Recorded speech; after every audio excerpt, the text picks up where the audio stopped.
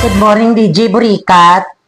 Good morning, ate. Si Merlinda, ambisyosa. Pinapunta kami dito dahil nga dito sa boyfriend kong si Roberto.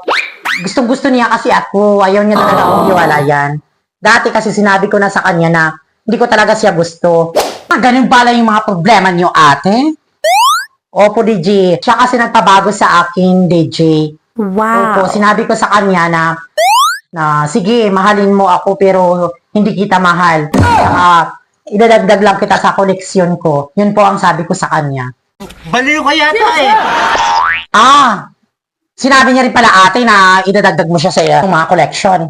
Ang sabi ko sa kanya, hindi ko siya mamahalin. O, sige, mahalin mo ako pero hindi ko siya mamahalin kasi na sabi ko sa kanya na bata pa siya. So, sabi ko sa kanya, bahala ka kung mamahalin niya ako. Basta ako, idadagdag ko lang siya sa aking mga koleksyon. Eh, di ko na maganda. Ganda mo, kung ganun.